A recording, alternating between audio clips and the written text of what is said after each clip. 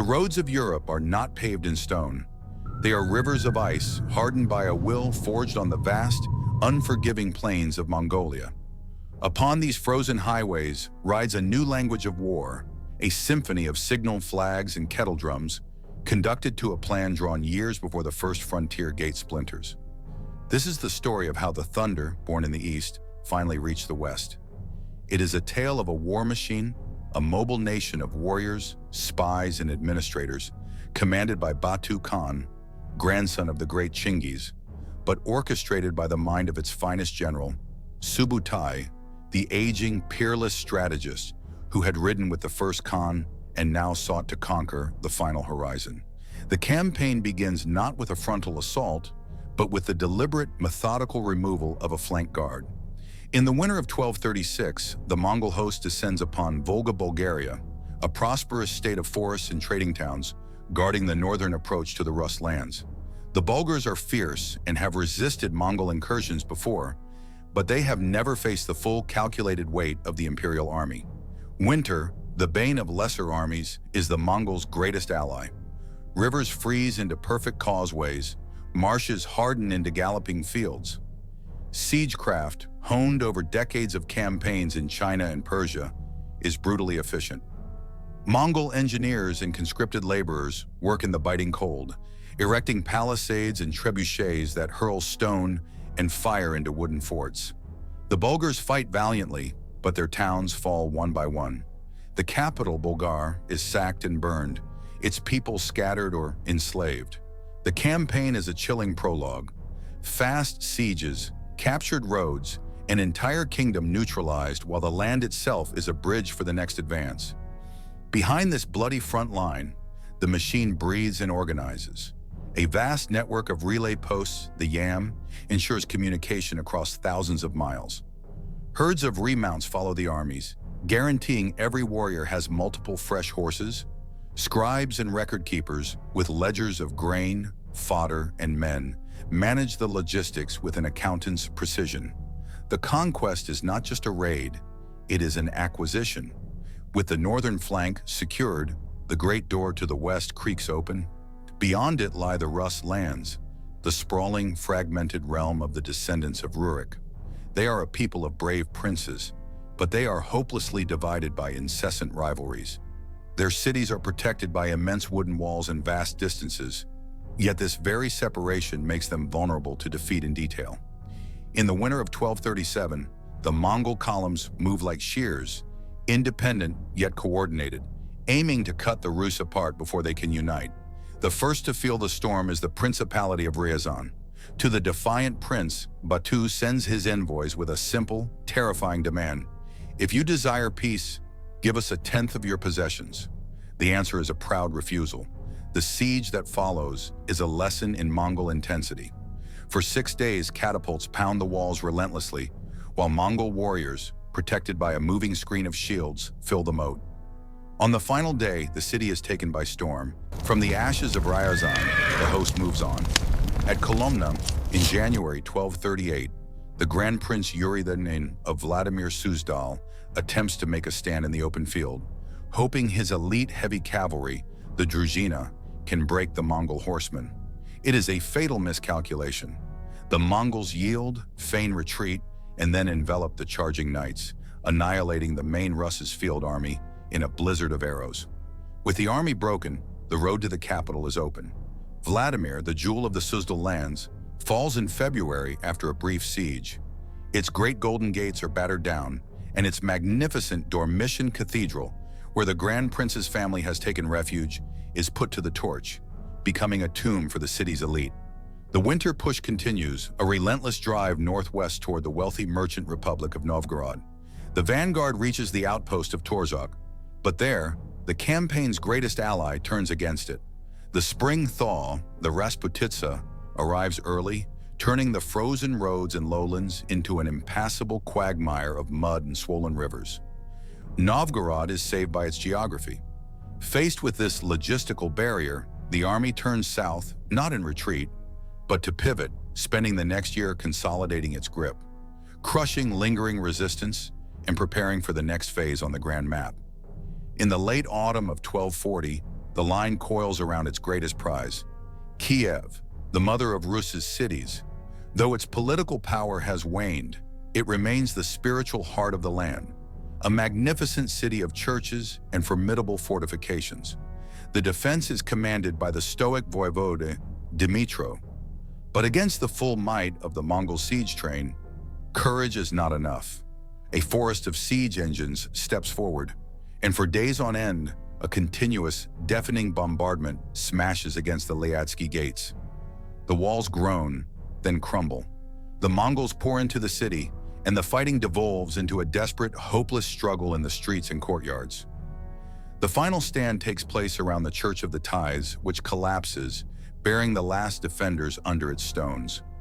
The city that was once the envy of Constantinople is reduced to a smoldering ruin. Years later, a papal envoy would pass through, finding a ghost town where the fields were littered with countless skulls and bones, a silent testament to the city's fate. Now comes the concert, the grand strategic design that Subutai wrote during his long reconnaissance of this land 2 decades prior. The host splits with perfect discipline. The objective is the Kingdom of Hungary, a land of vast plains where the Mongol horse can breathe and run. But to strike it decisively, Europe must be blinded and bound. The left hand of the army, a force of perhaps 20,000 under Baidar and Khadan, sweeps north into Poland. Its mission is threefold: to protect the flank of the main invasion, to prevent Polish and German forces from aiding Hungary, and to create such chaos that the eyes of Europe are drawn away from the true target.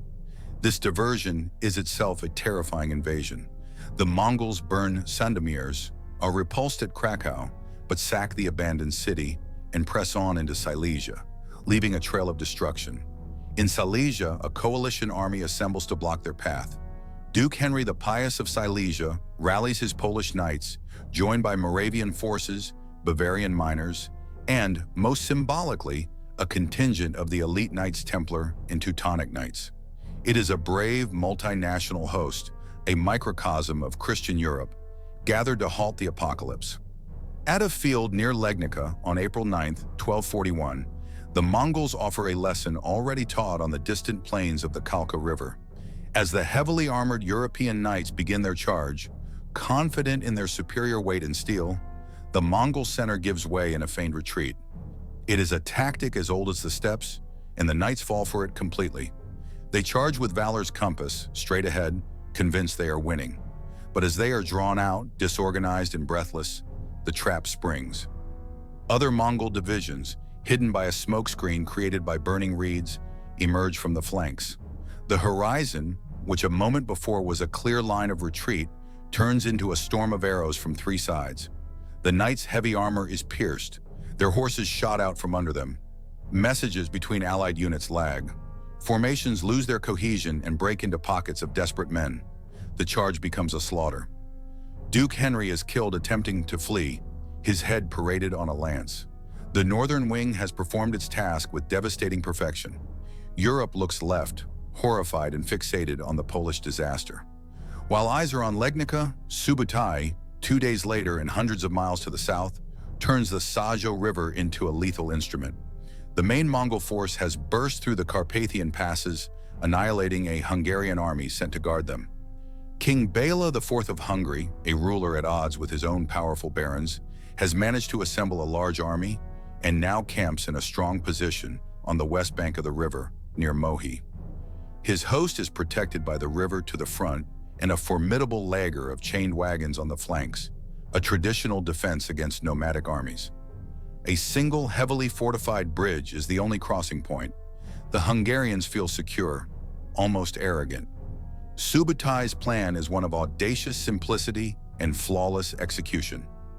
As darkness falls on April 10th, Batu is ordered to begin an assault on the bridge with a small contingent, making a great deal of noise and drawing the full attention of the defenders. While the Hungarians concentrate on this frontal threat, Subutai personally leads the main body of the army on a long, silent march south. Under the cover of night, his engineers begin constructing a pontoon bridge across the river. When the pale light of dawn lifts on April 11th, the Hungarians realize their catastrophic error. Subutai's forces are already across the river and swinging north to envelop their flank. Simultaneously, Batu's division, armed with 7 powerful stone throwers, clears the bridge defenders and storms across. 2 jaws begin to close. Before the Hungarians can even form a proper battle line, the trap is sprung. Arrows fired in high arcs rake the confines of the wagon laager, causing chaos and panic. Siege engines lob projectiles and incendiaries into the crush points, turning the camp into an inferno. For hours, the Hungarians fight with the courage of desperation, but they are pinned, surrounded, and systematically dismantled. In a final act of psychological genius, the Mongols deliberately leave a gap in their encirclement to the west. It is a tempting escape route. The panicked remnants of the Hungarian army pour through it, only to find themselves funneled into a predetermined killing ground. A swampy, marsh-like terrain where their heavy armor is a fatal liability. The flight becomes a week-long massacre. The kingdom's army ceases to exist. King Bela IV survives the disaster and flees for the coast, a king without a kingdom. Armies move on maps, but the consequences are lived by people. The invaders spread across Hungary, posting levies, escorting skilled artisans back to the Mongol heartland, and seizing livestock. Survivors bury their silver and their memories in the earth, hoping for a future that seems impossible. The great machine that breaks nations also administers them, preparing to turn the Hungarian plain into a new province of the empire. The lesson learned is brutal and seared into the Hungarian consciousness. In the years to come, King Bela, who will be called the second founder of his realm, will rebuild. He will invite German and Vlach settlers to repopulate the devastated land. And above all, he will decree a new defense policy. Castles will multiply, built not of wood, but of stone, perched on high, inaccessible crags where Mongol cavalry cannot easily reach and siege engines are harder to deploy. Then, in the winter of 1241, as Mongol scouting parties raid the outskirts of Vienna and probe toward the Adriatic, news arrives from the other side of the world. It travels for weeks across the vast expanse of the empire, carried by the riders of the Yam. The news carries more than grief. It carries recall. By the law of the Mongol Empire, all princes of the bloodline of Genghis Khan must return to the capital to attend the Kurultai, the great assembly to elect the next supreme ruler. Batu, as a powerful prince and potential kingmaker, cannot afford to be absent, especially given his tense relationship with the likely successor, Ugedai's son Guyuk. The map demands a different task. The army also reads the land. Spring is coming, which will again turn the roads into rivers of mud and the rivers into traps. The grain stores of Hungary have been consumed or turned to ash. The vast pasture lands have been grazed bare by the hundreds of thousands of Mongol horses. A long-term occupation would be a logistical nightmare. Historians will argue for centuries about the balance of causes, the succession crisis versus logistical constraints, and the challenging European terrain. But the visible truth on the ground is simple. The host withdraws.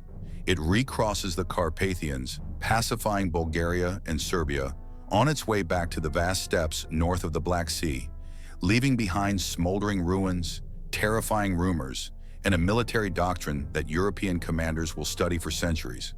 Not all defeats are final. The shock of the invasion galvanizes Europe. Kings begin the slow process of replanting their realms with fortification. Stone where wood once stood. Watch chains and beacon hills are established to provide early warning. Armies rebuild, incorporating more missile troops and learning the value of fieldworks to blunt the devastating cavalry charge. The politics of the continent shift. A collection of feudal states that could not unite in peace begins to learn the hard lesson of coordinating under a common existential threat. For the Mongols, the campaign is not a failure, but a vast and stunningly successful reconnaissance in force. The ledger of facts is now complete. They know which passes open the Hungarian plain. They have measured how fast a European coalition army moves and how easily it can be shattered. They have identified the key strategic and supply hubs: Kiev's river access, Hungary's grain bowl, Poland's road networks. They have tested the value of bridges built at night and smoke laid on cue. They leave not beaten, but summoned, recalled by law and succession far, far away. History writes its grand narrative in arrows on a map. people live it in the small compass of their days, a king who will have to rebuild his entire realm, a knight remembered only for his desperate courage on a losing field, an anonymous engineer whose pontoon bridge existed only from midnight to dawn, long enough to change the fate of a kingdom. Please subscribe.